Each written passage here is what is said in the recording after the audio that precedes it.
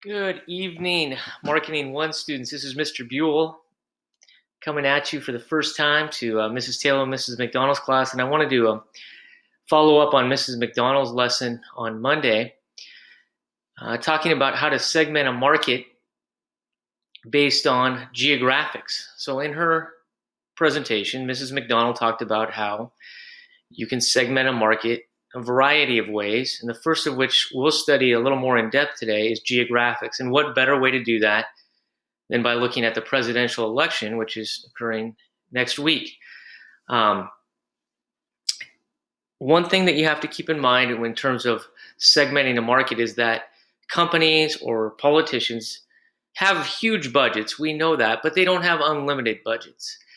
And so as they survey the market, they have to consider where would their money best be spent.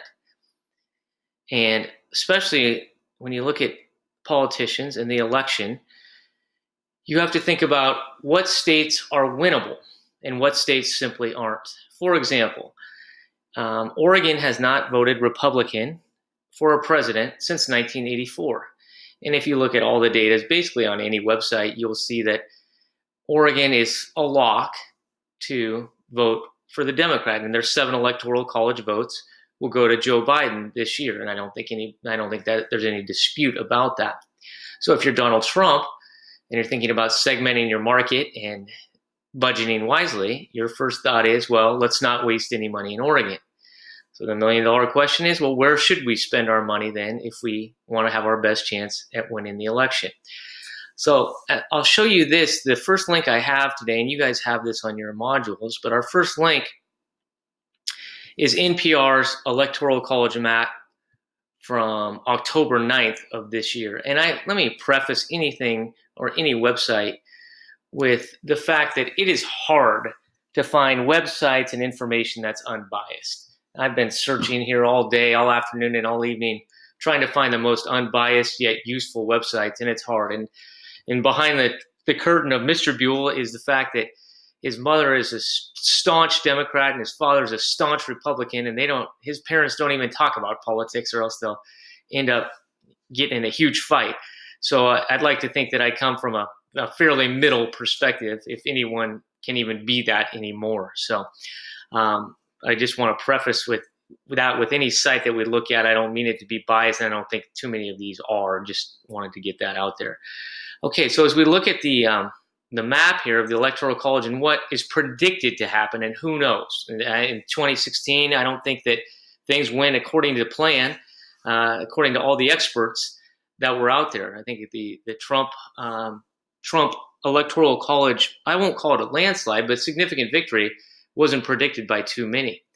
As you look at this map then, any in red are pretty much Trump lock states, and anything in blue, especially the darker blue, are Biden lock states. The lighter shades could be they're more of a lean, but probably, a good chance they will go there. Which leaves us 5 states that, according to this map, are battleground states: Iowa, Ohio, North Carolina, Georgia, and Florida.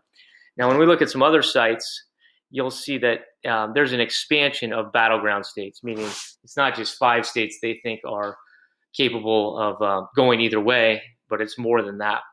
And Nebraska and Maine look weird because most states, whatever the popular vote is in that state for president, then all of those electoral college votes will go towards that presidential candidate.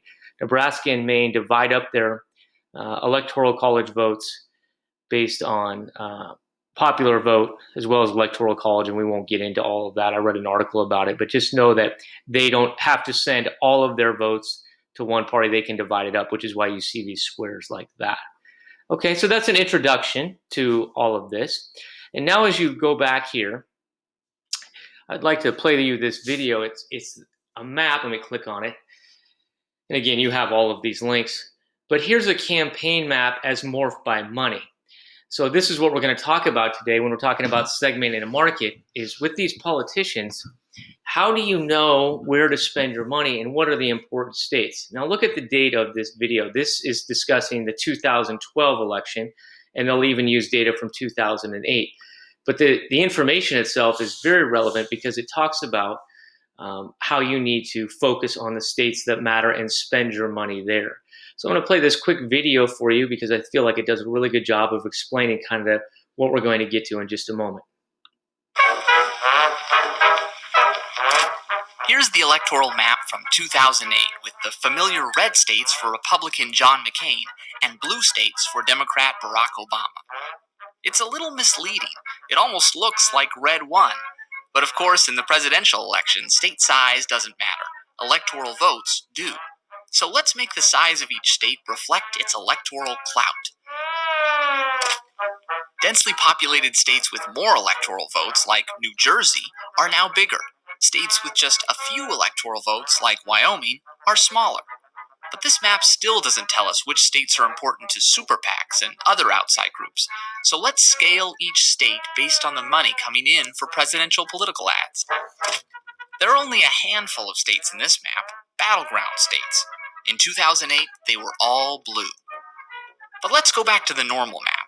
If we recolor the states based on popular vote, mixing in more red for Republican votes, more blue for Democratic votes, things start to look a bit more purple.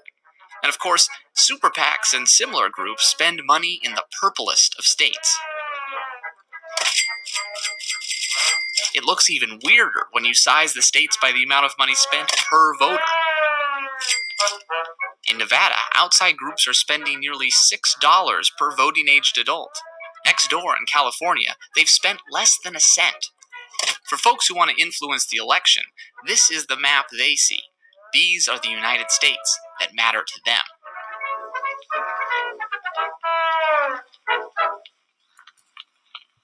Okay, and I thought that video does a really good job of segmenting a market geographically and saying, this is what matters. This is where we should spend our money. And when you think of a business, it's very similar. If you're, I don't know, a Nike or a Starbucks, you really have to think about where do we want to market. Now, in the coming week, we'll talk about more demographics and psychographics and attitudes and values, because that's all very relevant as well. What type of personality. But for today, we're focused on geographics. Okay, so that's our introduction, and this is part one of the video, and we'll move on to part two and explain kind of what your task is today.